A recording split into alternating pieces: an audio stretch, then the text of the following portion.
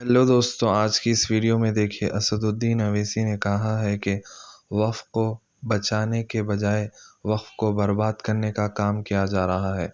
तो वीडियो को एंड तक देखिए और प्लीज़ इस वीडियो को लाइक और सब्सक्राइब करना ना भूलें। क्यों हमारे पीछे पड़े हुए वक्फ बोर्ड के? अब ये बताओ आप, ये नाइंसाफी नहीं है तो क्या है? तो इस बिल में वक्फ बोर्ड को, वक्फ प्रॉपर्टीज को बचाने के बजाय बर्बाद करने का तरीका है ये। आपको और एक मिसाल दे रहा हूं, आप जाकर सेक्शन 52 ऑफ 95 एक्ट पढ़ो, जिसमें यह बोला गया अगर आज कोई आदमी वक्फ प्रॉपर्टीज को इलीगली बेचता है या चोरी करता है, उसको एक्ट में लिखा गया 2 years रिगरस इंप्रिजनमेंट। आप हिंदी पिक्चरों में देखे होंगे, डायलॉग आता क़ैद बामुशक्क़त। अब क़ैद बामुशक्क़त को करके सिंपल इंप्रिजनमेंट कर दिए,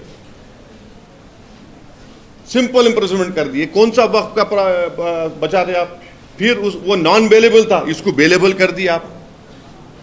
ये कौन सा आप वक्त प्रॉपर्टीज को बचा रहे? आप तो बर्बाद करना चाह रहे। अब पार्लियामेंट के सामने मस्जिद है, पार्लियामेंट के राइट सामने, जिसमें फखरुद्दीन अली अहमद की खबर है। अब कल कोई जाकर पूछे कि भाई इसका डीड बताओ, कहां की डीड निकलेंगी? डीड कहां निकलेंगी? डीड नहीं निकलेंगी। आप बोलेंगे वक्फ बाय यूजर नहीं है, गवर्नमेंट प्रॉपर्टी है। खबरस्तान को जाके बोलेंगे डीड निकालो।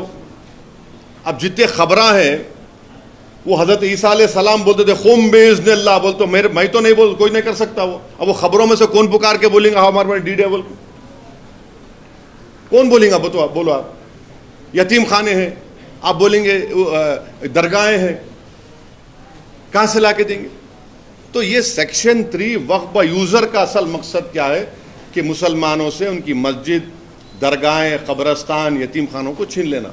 तो ये एक्ट में वक्फ के प्रोटेक्शन का कोई चीज नहीं है। सब झूठ बोल रहे बीजेपी वाले। सिर्फ वक्फ को बर्बाद करना उसका मकसद है।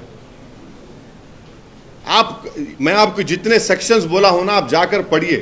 अगर मैं एक भी झूठ बोल रहा हूं तो आके मेरे पकड़ लो आप मेरे को। तो ये आप क्या कर रहे हैं भाई? हां, आप हमारे को समरी एविक्शन पावर्स दो, पब्लिक प्रेमिसेस एक्ट में हमको डालो आप। और आपको मालूम, दिल्ली में 123 प्रॉपर्टीज को ना इंदिरा गांधी के जमाने में दिल्ली वक्फ बोर्ड को दे दिया गया था। 1984 में कोर्ट स्टेटस को का ऑर्डर दिया। हम 2024 में हैं, 30 साल हो गया, उस स्टे को विकेट नहीं करा सके। 84 से 2024 तक एक मामूली स्टे को विकेट नहीं करा सके आप बोलते मुसलमान ऐसा कर रहा, मुसलमान वो कर रहा। अरे सरकार तुम्हारी है ना बाबा, तुम्हारा प्रधानमंत्री है, तुम्हारा मंत्री है। मुसलमान का तो कोई ना प्रधानमंत्री है ना कुछ भी। हम तो खाली वोट डालने वाली मशीन है, एटीएम है। हम तो दूध देने वाली गाय है, हम भैंस हैं। हम 84 से एक स्टे विकेट नहीं कराया आप, और हमारे को बोल रहे आप। तो ये है इस एक्ट में, ये मोटा मोटा आपको समझाया मैं। तो इसलिए आज पूरे मुसलमानों में, इंडिया के मुसलमानों में गम है, गुस्सा है,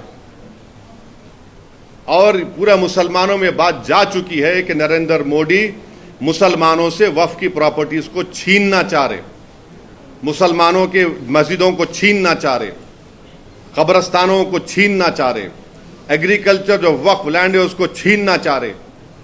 वक्फ के बचाने के नाम पे वक्फ को बर्बाद करने का काम नरेंद्र मोदी और उनकी सरकार कर रही है। हमको बताइए आप कैसे ये इसको काबिल कबूल होगा? और हम तो गवर्नमेंट से बोलेंगे कि आपको हम बार बार बोल रहे हैं कि आप इन चीज़ों को सोचो। आप जिस तरीके से आप लैटरल एंट्री को वापस लिए, जिस तरीके से आप दलित के क्रीमी लेयर को वापस ले जा रहे हैं, इस तरीके से इस कानून को भी वापस लो। आप कैसे 17 करोड़ मुसलमानों की ये प्रॉपर्टीज को कैसा छीनना चाहेंगे? आप क्यों छीनना चाह रहे हैं आप? असद जी, एक सवाल ये भी उठता है कि 1954 के जो है वो भी दस्तावेज दिखा रहे हैं। लोग हैं, कुछ मुस्लिम बहुल इलाके हैं, वहाँ पर भी जो मुस्लिम गरीब मुसलमान हैं उनके ज़मीनें हैं, उनका ये कहना है, और उनके बाप दादा से वो ज़मीनें हैं जो तब तक देखिए नहीं, देखिए 1954 के डॉक्यूमेंट्स है, उन कब्जे में है।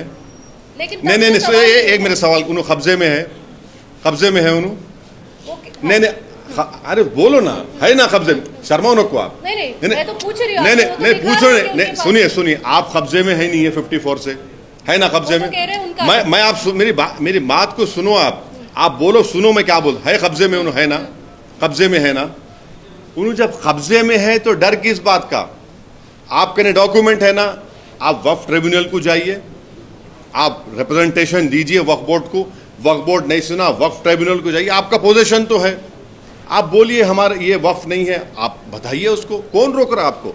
कोई ऐसा तो नहीं बोल रहे ना कि आप कोर्ट को नहीं, आप ट्रिब्यूनल नहीं जा सकते, आप हाई कोर्ट नहीं जा सकते, आप सुप्रीम कोर्ट नहीं जा सकते।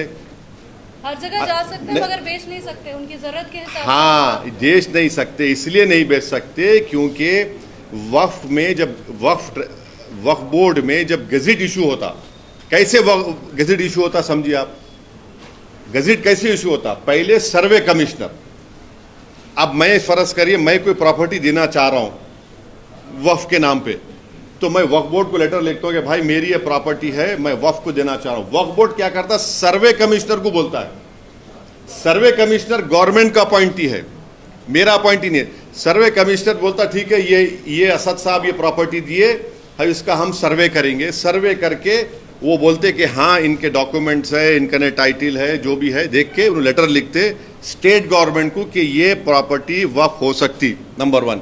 उसके बाद स्टेट गवर्नमेंट एक गजेट इशू करती और वो गजेट के खिलाफ 1 साल तक मुसलमानों को राइट है कि आप उसका गजेट को अपोज करें कि नहीं भाई असद साहब की प्रॉपर्टी वक्फ नहीं हो सकती, हमारा शेयर है उसमें।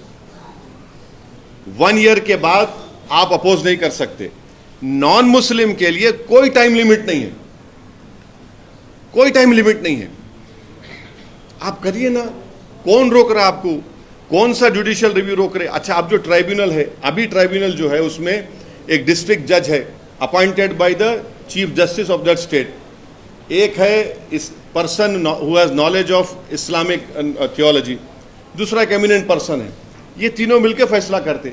अब गवर्नमेंट क्या कर रही है ये बिल में कि ट्राइब्यूनल अगर नहीं बनाए कोई स्टेट में तो दूसरा ट्राइब्यूनल वो केस को डील कर सकता है। यानी अगर वक्फ ट्राइब्यूनल कोई स्टेट गवर्नमेंट नहीं बनाई तो हिंदू एंडोमेंट बोर्ड का ट्राइब्यूनल डिसाइड कर लेंगे वक्फ के मैटर को, ये एक्ट में लिखा हुआ है। और अगर ट्राइब्यूनल बनाए तो उसमें रिटायर्ड डिस्ट्रिक्ट जज और एक रिटायर्ड गवर्नमेंट एम्प्लॉय। भाई जब आप एक गवर्नमेंट एम्प्लॉय को निकाल दिए, कई को ला रहे हैं आप उसमें, क्यों ला रहे हैं उसमें आप? अच्छा, अगर 2 मेंबर में एक ही मेंबर बनाए तो एक मेंबर ही डील करेंगे उसको,